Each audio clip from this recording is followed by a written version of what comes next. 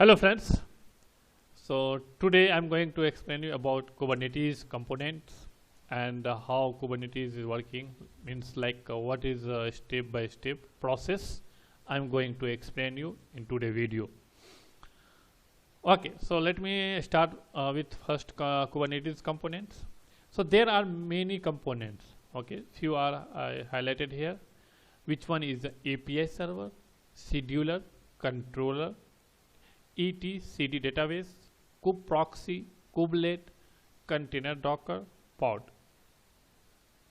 So what you have to do? First, what you have to do, like create the API server components, then scheduler, then controller, and then etc database. So you can keep this components in a different node, like a separate node, or else you can keep this component in a single node. You can keep this controller in a single node. Even you can, if you want, you can keep database components also in a single node. So this, if you keeping this all the components in a single node, that node is called master node. Master node. Okay, fine. Now you can see there are multiple components are here. Okay, so there is one most important things. These all the components are not talking to each other directly. Like suppose if scheduler need to talk with the worker node like kubelet, it will not talk directly. It will not communicate with directly. If the controller needs to talk with scheduler, it will not connect with the directly. So it will connect through the API server. Suppose scheduler need to connect with this worker node kubelet, so it will go through the scheduler will go through the API, and then API server will connect this one. Sorry. Then API server will connect with kubeprox, and then kubelet, and then it's, I can say it will connect through the API server. Suppose if this component wants to talk with each other, so it should be connect through the, it will communicate through the API server. Okay. I hope you understand. Okay, fine. Now sorry. Now suppose I am an admin and I need to create one container. Okay, and I run one command like kubectl and run, and with the give it the image details, I run that one. Now what will happen? So once I run the command, once I hit the command here, then admin will transfer that request to the API server. And API server will not create container. What API server will do? API server will transfer that request to the scheduler, and scheduler will schedule the job. So scheduler will check the resource, where the resource is available. So according to that scheduler will schedule the job on that worker node.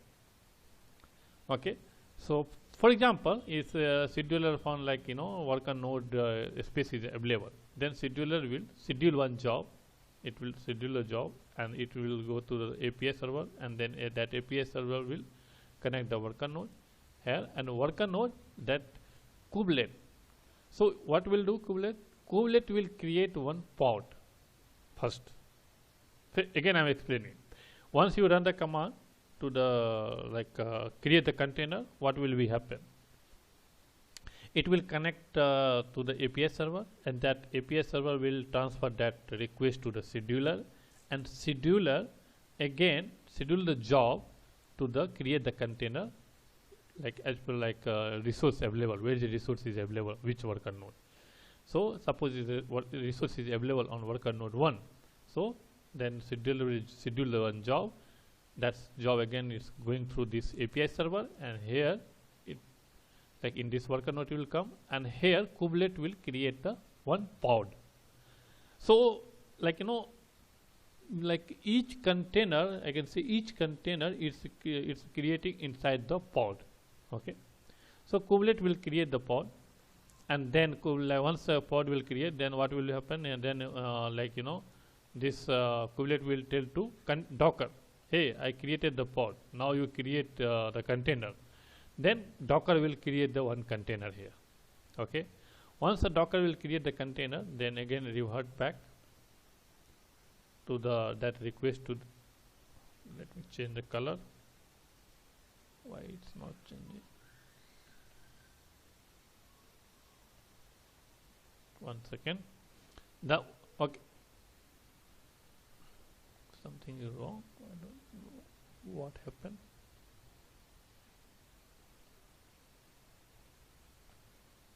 One second. Anyway, no issue. Fine. So like once the container will created, then Docker will again transfer that request to the API server, and API server transfer that request to the scheduler. Okay. Now again, like scheduler will schedule one job, and that it will go through the API server, and API here again it will come to the worker node, and there it will the kube proxy. So this kube proxy will take care about the network components like IP and these things, all the etc, like all the network related components will take care by the kube proxy. Okay, once the IPs are assigned, everything is like done from the network side, then it will return to the API server, and again that API server inform to the scheduler. So hey, like everything is now in place. Now scheduler will again write the request to the API server, and like that this time that scheduler is writing request for the database update. So again scheduler will write the request for database update. So again it will come here API server, and API server will update to the database. Hey, hey database, update this pod and container information in your record. So database will be update that things. Okay, once the database updated, then again return back, and it will tell to the scheduler, hey, I updated everything. And then again scheduler will inform to the in the same time it inform to the container, like everything in the place. Now you can take care about this container.